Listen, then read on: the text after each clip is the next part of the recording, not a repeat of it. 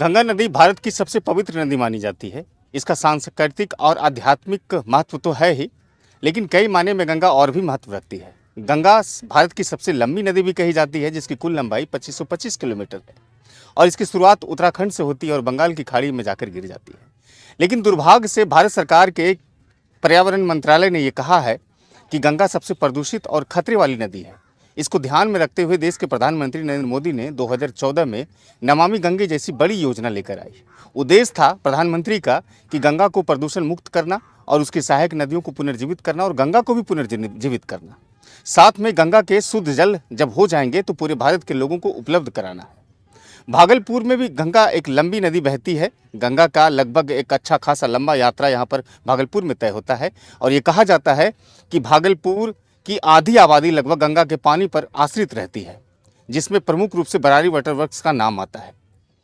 लेकिन नमामि गंगा परियोजना की जो अवधि 18 साल की रखी गई है, इसमें 3 तरह के कार्य मुख्य रूप से होते हैं। पहला कार्य प्रदेश स्तर पर होता है, दूसरा 5 साल की अवधि के और तीसरा 10 साल की अवधि पर होता है।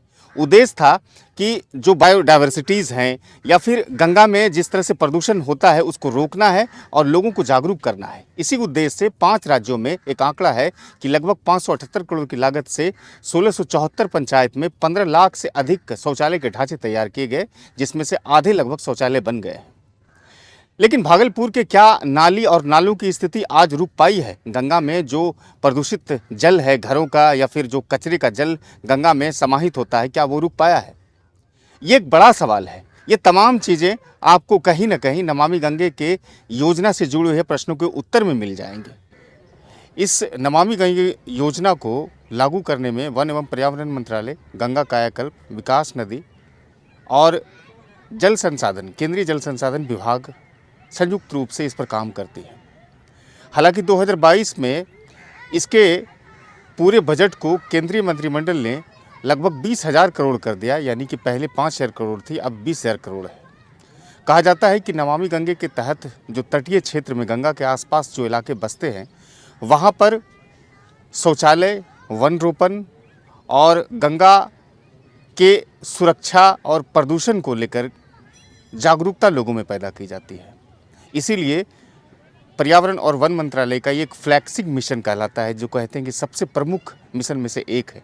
नमामि गंगे की स्थिति पूरे भारत के लगभग 5 राज्यों से होकर गुजरती है, जिसकी शुरुआत उत्तराखंड से उत्तर प्रदेश, बिहार, पश्चिम बंगाल और झारखंड होते हुए ये पूरी होती है।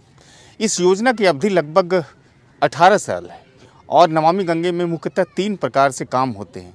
एक प्रदेश की गतिविधियाँ हैं, दूसरी 5 साल की अवधि की गतिविधियाँ और दूसरी 10 साल की गतिविधि की अवधियाँ हैं। दरअसल इस नमामि गंगे को शुरू करने से एक बड़ा उद्देश्य पूरा होता दिख रहा था प्रधानमंत्री नरेंद्र मोदी का। दरअसल वो कहते थे गंगा के आसपास बसने वाली लगभग 40% आबादी अगर गंगा साफ़ हो जाती है तो समझिए वो पूरी तरह से सुरक्षित आबादी मानी जाएगी। इसीलिए इसको आर्थिक एजेंडा भी कहा गया और नरेंद्र मोदी 2014 में अमेरिका के न्यूयॉर्क शहर के स्क्वायर मेडिसन में ये घोषणा की थी, जब भारतीय समुदाय को वो संबोधित कर रहे थे। लेकिन नमामि गंगे की स्थिति क्या है? नमामि गंगे के परियोजना की जो कार्यक्रम है उसकी स्थिति क्या है? क्या गंगा पूरी तरह से प्रदूषण मुक्त हो पाई? दरअसल न केवल प्रदूषण मुक्त करना था गंगा को, बल्कि उसकी सहायक नदियों को भी पुनर्जीवित करना था। उसके अलावा जो बायोडाइवर्सिटीज़ है, जिसको हिंदी में जैव विविधता बोलते हैं, जैसे लुप्त हो गए हैं, उसकी आबादी को भी बढ़ाना है। क्या गंगा सच माने में सही तरीके से प्रदूषण से मुक्ति पा रही है? हम आपको तस्वीरें दिखाना चाह रहे हैं कि ये भागलपुर का गंगा है। आप देखिए, हम चाहेंगे कि सम्मानित छायाकार थोड़ा सा गंगा के तरफ अपने कैमरे को पैन करें और दिखाए वास्तविक स्थिति क्या है। ये सामने जो है वो विक्रमशिला सेतु है और ठीक विक्रमशिला सेतु से नीचे जो वो गंगा बहती है। हालांकि अब तो इसकी धार जो है वो कहते हैं कि यहाँ से कुछ दूरी पर चली गई है, लेकिन फ़िलहाल जो एक छोटी सी गंगा की धार यहाँ पर आप देख रहे हैं, जो तस्वीरों में देख पा रहे हैं, वो उसके आसपास के इलाकों की स्थिति भी आप देख सकते हैं। और दरअसल ये एक पूरा कॉरिडोर है जो कि नमामि गंगे परियोजना के तहत यहाँ पर काम होना है। उसकी वास्तविक स्थिति को जान लीजिए और समझ लीजिए और आप भी थोड़ा सा एहसास करिए कि देश के प्रधानमंत्री नरेंद्र मोदी की जो एक सोच थी, जो एक बहुत बड़ी दूरदर्शी सोच थी, क्या वो पूरी हो पा रही है, नहीं हो पा रही है। उस चीज़ को आपको फैसला करना है, असेसमेंट उसका करना है। हम आपको बताते हैं कुछ आंकड़े। हम चाहेंगे सम्मानित छायाकार थोड़ा सा आपको गंगे के हकीकत को दिखाए कि गंगा की क्या स्थिति है और किस तरह से यहाँ पर हो रही है। इस चीज़ को हम चाहते हैं कि आप तक वो पहुँचे। दरअसल गंगा जो नमामि गंगे प्रोजेक्ट का कार्य है वो 3 भागों में बटे हैं। प्रदेश स्तर की गतिविधियां जो तुरंत दिखाई देती है, जैसे नदी सतह की सफाई, ग्रामीण स्वच्छता, शौचालय, घाटों की मरम्मत करना, और मध्य अवधि की गतिविधि जो समय के 5 वर्ष के भीतर लागू की जाएंगी, जैसे तकनीकी संस्थानों का प्रदूषण एवं कचरे की समस्या का निवारण, नगर पालिका सीवरेज कैपेसिटी का बढ़ाना, वन रोपण इत्यादि करना होता है। और दीर्घकालिक और अंतिम जो कार्य होते हैं वो जिसकी समय अवधि होती है 10 साल, इसके भीतर आती है बेहतर जल उपेक्षा, यानी कि जो गंगा का शुद्ध जल है वो लोगों तक पहुँचे। नमामि गंगे का एक बहुत बड़ा प्रोजेक्ट ये भी है कि शुद्ध जल पूरे भारत के लोगों तक पहुँच सके। ये एक सोच थी नरेंद्र मोदी की, जो कि अभी तक शायद धरातल पर बहुत कम ही दिखती है। और सच माने में ये कहा जा सकता है कि कितना नमामि गंगे के तहत विकास हुआ है ये हम सभी आप देख रहे हैं।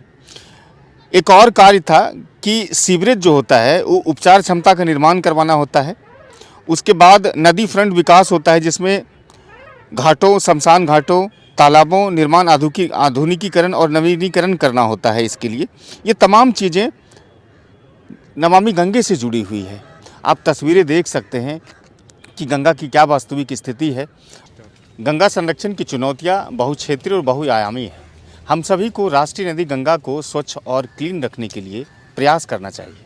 हमारा प्रयास कैसा लगा, इस तरह के वीडियोस के लिए हम आपके पास पुनः उपस्थित होंगे। अभी फ़िलहाल मैं आपसे आज्ञा चाहता हूँ। धन्यवाद।